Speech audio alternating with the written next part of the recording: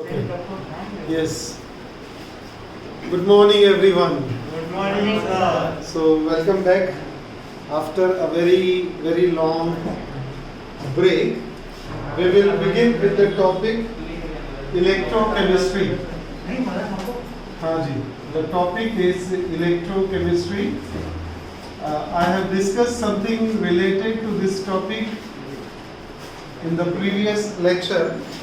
Electrochemistry, it deals with the electron transfer,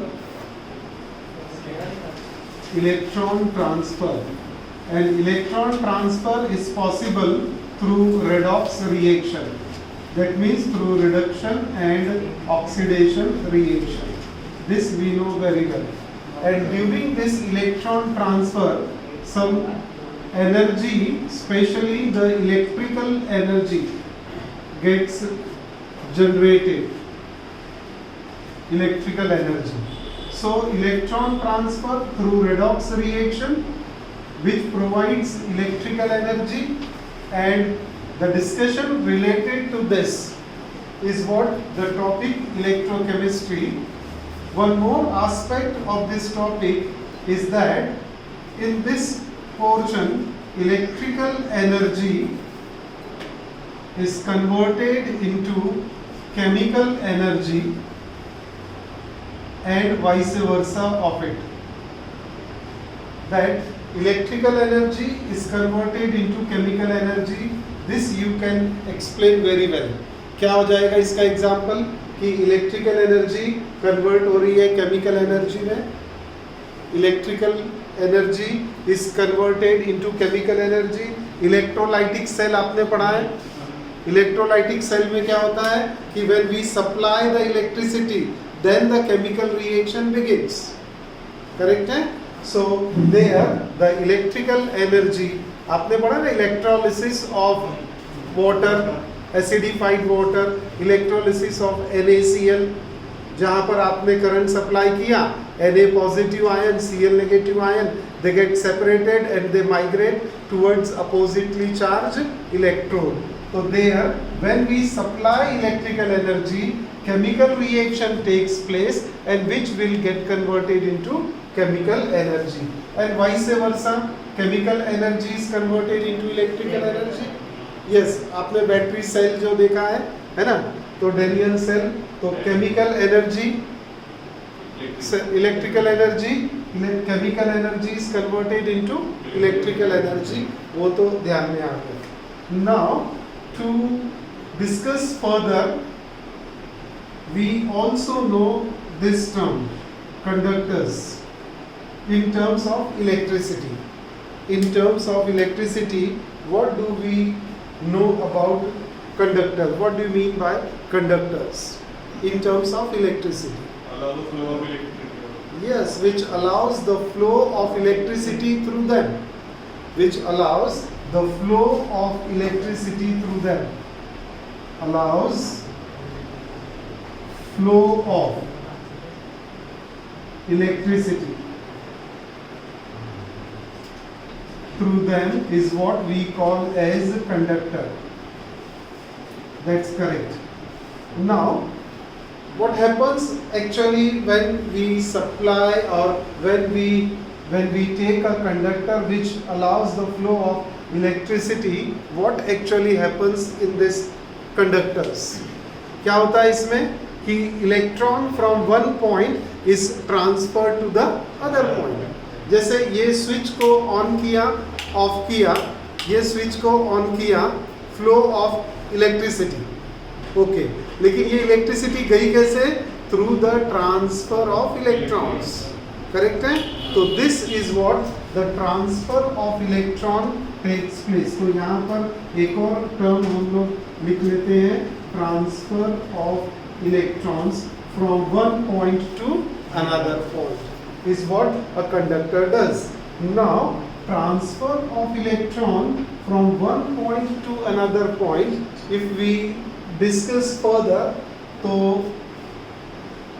for all the conductors, this transfer of electron is not the same. For all the conductors, transfer of electron is not the same. Reason क्या है? Because कुछ जो mechanism है transfer of electron का, ये सभी conductors के लिए एक जैसा रहेगा क्या? जैसे अभी मैंने ये इलेक्ट्रॉनिक कंडक्टर बताया कि इसमें भी इलेक्ट्रिसिटी सप्लाई हो रहा। दूसरा एग्जांपल आपने बताया कि बैटरी या सेल जो हम यूज करते हैं उसमें क्या होता है कि केमिकल एनर्जी इलेक्ट्रिकल में, तो वहाँ भी ट्रांसफर है इलेक्ट्रॉन का और इसमें भी ट्रांसफर है। तो दोनों मैकेनिज्म एक ही है क्या? नहीं। तो दोनों mechanism, that means transfer of electron through a conductor allows us to classify conductors into two types. One is what, जो अभी हमने बात की थी, इलेक्ट्रॉनिक कंडक्टर्स, जिसको याद रखने के लिए आप बोल सकते हैं मेटालिक कंडक्टर्स, ज़्यादा इजी रहेगा इससे। तो ये टर्म है इलेक्ट्रॉनिक कंडक्टर्स एक, और दूसरा आएगा इलेक्ट्रोलाइटिक कंडक्टर्स। इलेक्ट्रोलाइटिक कंडक्टर्स जिसका एग्जाम्पल NaCl है ना, NaCl, KCl, एसिटिक एसिड, तो ऑल दीज आर इलेक्ट्रोलाइटिक। तो अब हमने क्या पढ़ रहे हैं कि जो कंडक्टर्स हैं they are classified into two types on the basis of mechanism of transfer of electron, and the first type is electronic और metallic conductor, where electron transfer from one point to another point under, इसमें क्या आ जाएगा, under some applied potential। जब तक आप potential इसमें supply नहीं करोगे होगा क्या? ये स्विच ऑन कब होगा? जब वहाँ नेगेटिव पॉजिटिव पोल दोनों रहेंगे, then only it will work. तो under the influence of applied potential, then only we see this type of conductors they actually work. These conductors, they work only when there will be a transfer of electron possible under the influence of applied potential. Okay. और इसके example है copper wire है, aluminium wire है और metallic, that's why we say them as metallic conductors. Okay. अब ये conductors में जहाँ पर ट्रांसफर ऑफ इलेक्ट्रॉन है under the influence of applied potential, atoms or ions of this metal are not participating in the process. मेरा statement है कि इन electronic और metallic conductors atoms or ions, they does not undergo any change. They remain as it is. जैसे ये एक बार copper wire आपने यहाँ fix कर दिया तो वैसे ही रहता, उसमें एटम्स आयंस चेंज होते हैं क्या?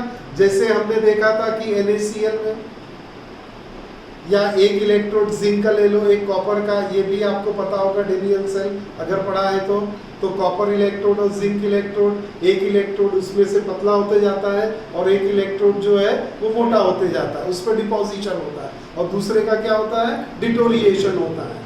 तो वो दो इलेक्ट्रोड में क्या हो रहा है कि जो इलेक्ट्रोड्स है उसके जो मेटल्स है दे आर पार्टिसिपेटिंग, एटम्स और ions are participating in the process. लेकिन इलेक्ट्रॉनिक और मेटालिक कंडक्टर में एटम्स और आयंस, ये इसका फर्स्ट पॉइंट हो गया, ये एग्जाम्पल हो गया। अब पॉइंट नंबर 2, एटम्स और ions does not undergo any change। ठीक रहेगा ये sentence, does not undergo any change। Copper के एटम्स और आयंस कुछ चेंज होते हैं क्या? एल्यूमिनियम अगर सप्लाई कर रहे हैं तो उसमें atoms ion will not undergo any change, they remain as it is for years together। what is possible? only the transfer of electrons। Correct है? only transfer of electron is possible without any change in the metal atoms or ions, is what we call as metallic or electronic conductor. अब electrolytic conductors में क्या होगा, यहाँ भी conductance होगा, है ना, कंडक्टेंस होगा by the transfer of electron ही होगा, जैसे यहाँ हो रहा है conductance is possible by the transfer of electron, सही है, and transfer of electron which is possible by the participation of atoms और ions of the conductor itself, सही है। तो मैं क्या लिखूंगा, transfer of electron is possible by the participation of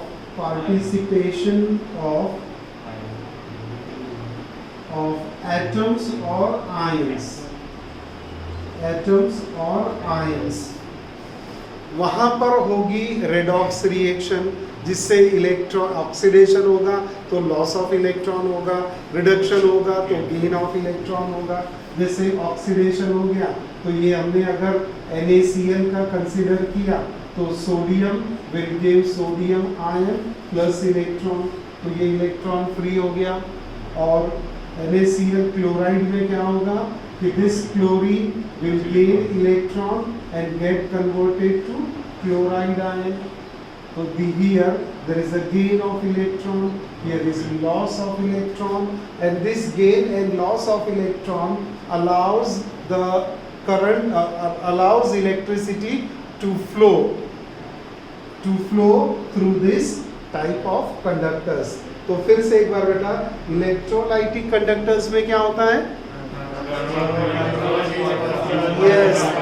yes by participation of atoms or ions।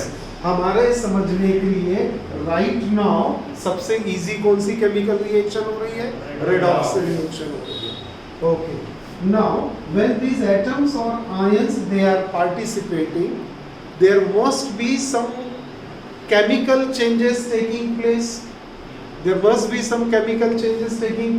क्योंकि मैं जब NaCl लूंगा तो ये पहले डिसोसिएट होगा सोडियम आयन में और क्लोराइड आयन में, ऐसा हमको पता है। इसके साथ जो वाटर रहेगा वो भी डिसोसिएट होगा हाइड्रोजन आयन और हाइड्रोक्सिल आयन में, H और OH में, वाटर में ही सॉल्यूशन बनाएंगे ना, मोल्टन और aqueous NaCl, that is what we take. तो उसको जब आप एक्वस सॉल्यूशन बनाएंगे तो क्या होगा कि उसका आयोनाइजेशन होगा NaCl का भी और आयोनाइजेशन होगा वाटर का भी, करेक्ट है। तो क्या होगा यहाँ पर कि जो भी कंडक्टर है वो कंडक्टर के atoms and ions are participating in the process of conductance. यहाँ पर एटम्स और ions are not participating in the conductance, they only allow the flow of electron or transfer of electron through them. Here atom themselves, ion themselves participate and they provide electron. जैसे यहाँ पर ये sodium ion ने हमको electron दिया, ये chlorine ने electron accept किया, तो ये गिव एंड टेक वाला जो ये रिलीज हो रहा है और ये गेन कर रहा है electron, that allows the electricity to flow through them. Such type of conductors are what we call as electrolytic conductors. तो आज हमने क्या पढ़ा है कि water conductors and conductors are classified on the basis of mechanism of transfer of electron. First हो गया एक electronic और metallic conductor which permits only electron to flow without participation of metal atoms or ions। Example लिख लिया, electrolytic का भी समझ गया अपने को कि transfer of electron by the participation of atoms और आयंस ऑफ द कंडक्टर। इसका एग्जाम्पल हम लिख सकते हैं, अभी हमने ऊपर लिखा है NaCl KCl. Even we can take the strong acid like HCl, acidified water लेते थे हम लोग, H2SO4, salt ले सकते थे, तो salt तो ये आ गया, base हम consider कर सकते हैं, basic solution NH4OH. All this will allow electricity to flow through them by participating in the so-called chemical reaction, that is redox reaction. ये बेसिक फंडा हुआ. अब इसी बेसिक फंडे को थोड़ा सा और इलेबोरेट करना है. अब इलेबोरेट क्या करना है कि मेरे पास में जैसे कंडक्टिंग सॉल्यूशन आ गया, conducting solution, the one which allows electricity to flow through them. तो जैसे मैंने यहाँ पर 1 मोलर KCl सॉल्यूशन लिया, कॉन्सेंट्रेशन है 1 मोलर एसिटिक एसिड लिया और 1 मोलर स्ट्रॉन्ग हो गया तो वीक लेते अमोनियम एसीटेट. ये 3 सॉल्यूशन है, तीनों का कॉन्सेंट्रेशन एक ही है. तो क्या तीनों का कंडक्टेंस या कंडक्टिविटी जिसको बोले एक ही रहेगा या डिफरेंट होगा?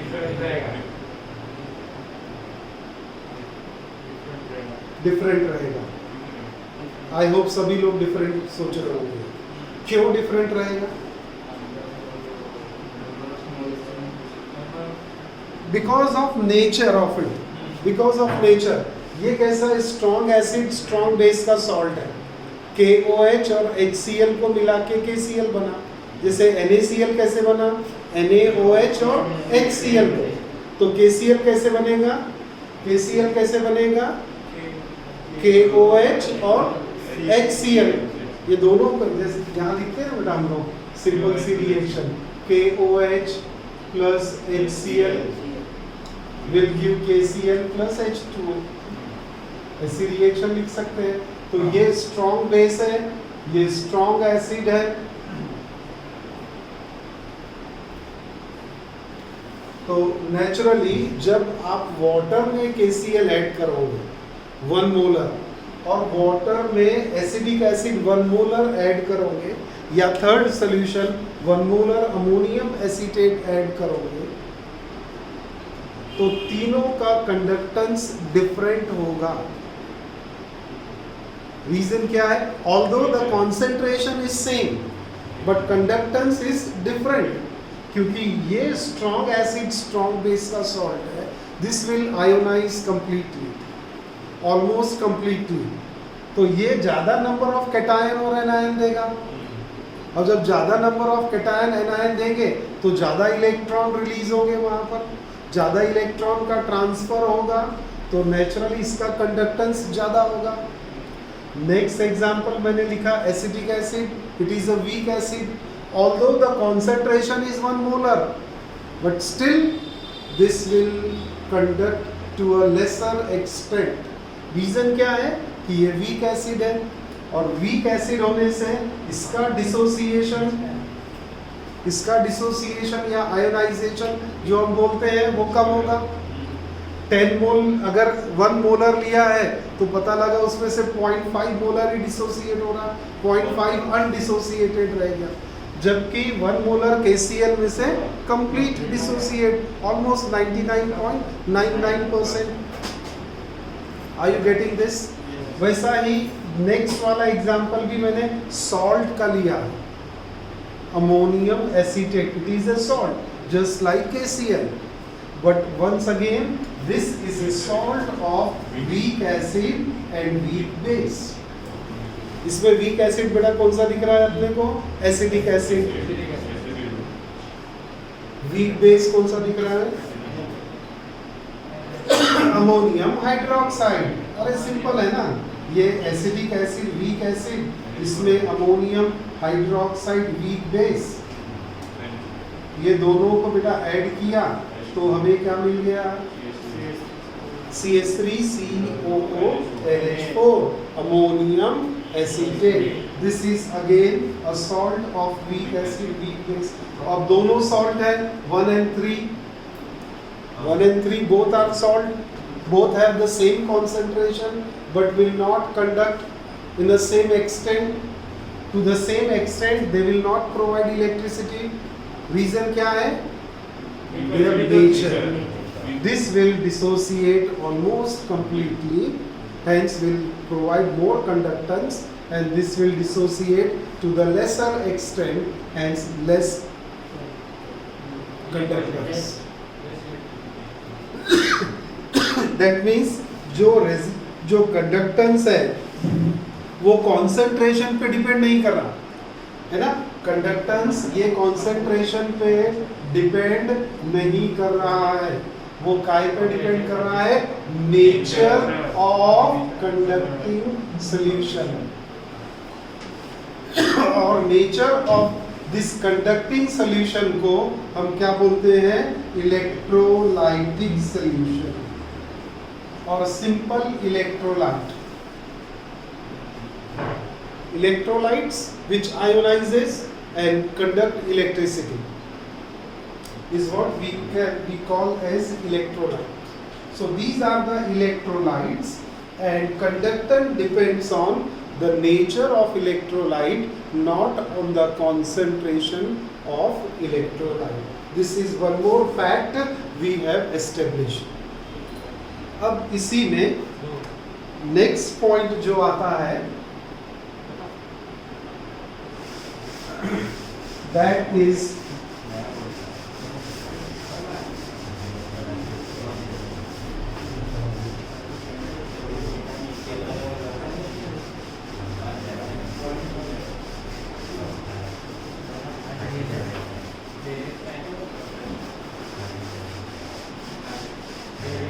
अब आपको कंडक्टेंस, रेजिस्टेंस, ये सारी टर्म्स तो पता है ना.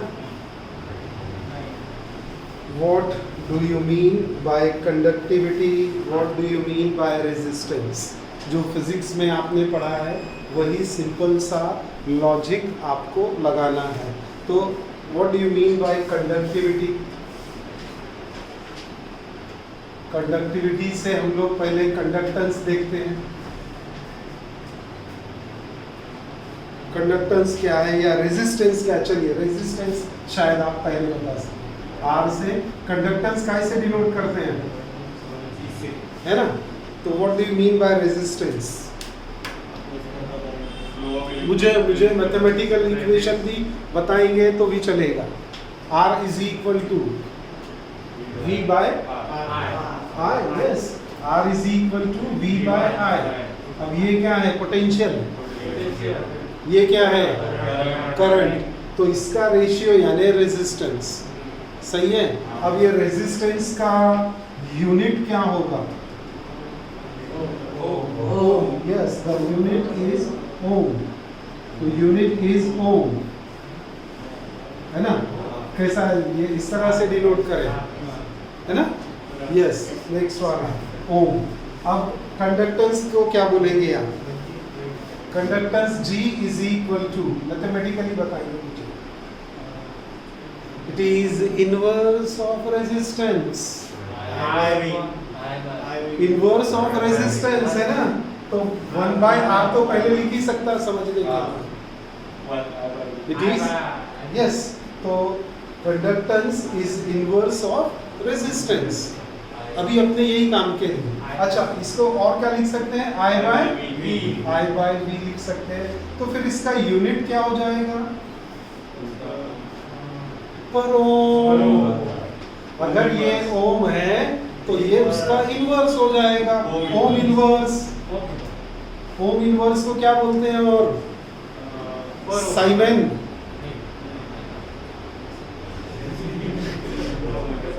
पर इनवर्स को क्या बोलते हैं? और अरे आपको पता होना चाहिए, ये मुझे नहीं, है ना.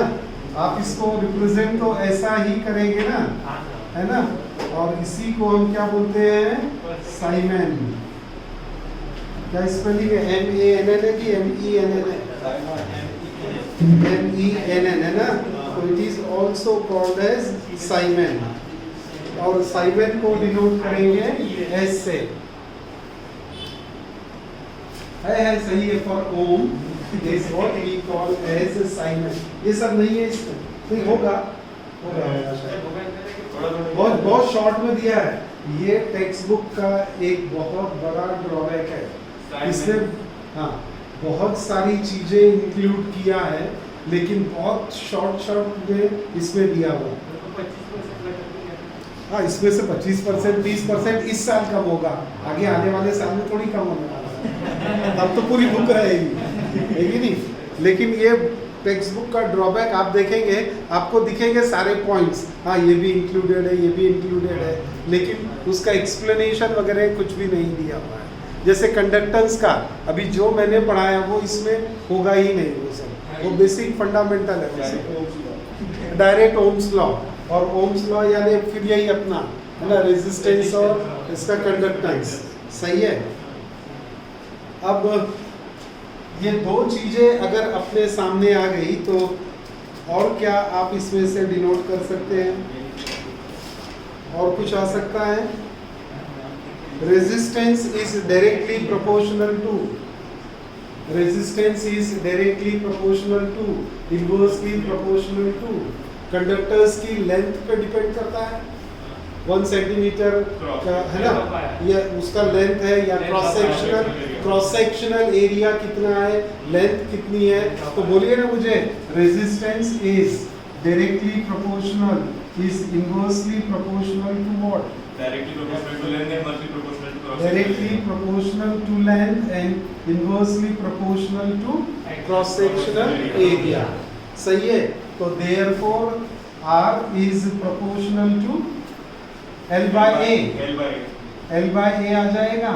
अब इसको अगर मैं यहाँ से प्रोपोर्शनलिटी का साइन निकाल दूँ, प्रोपोर्शनलिटी का साइन निकाल दूँ तो क्या K नहीं, रो आएगा, resistivity rho, where this is what we call as resistivity.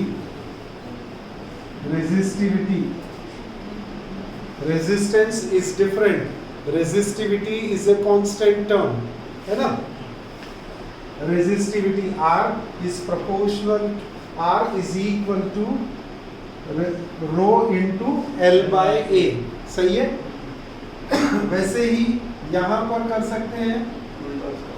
Yes, ये क्या होगा? It is proportional to what? Cross sectional area और इनवर्सली उल्टा ही होगा ना। हाँ, ये क्या है? L by A है, तो इसको A by L। अब इसको भी कांस्टेंट दे देंगे, इसको भी अगर कांस्टेंट दे दिया तो वो होगा K, small k, and K is conductivity.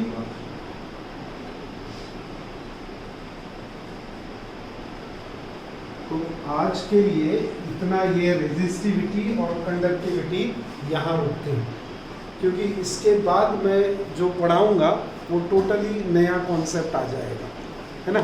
इसी को यूज़ करेंगे, फिर मोलार कंडक्टिविटी एंड कंडक्टिविटी उसको पढ़ेंगे, और फिर उसके बाद एक लॉ है, that is what we call as Kohlrausch law, तो उसको भी समझेंगे, है ना। आज पहला दिन इतना ठीक रहेगा डाइजेशन के लिए, है ना। फिर अपन ज़्यादा और अपनी खुराक बढ़ाते जाएंगे। हाँ जी, हाँ आप परसों आएंगे, लेकिन मैं इससे आगे पढ़ाऊंगा कल। अभी आप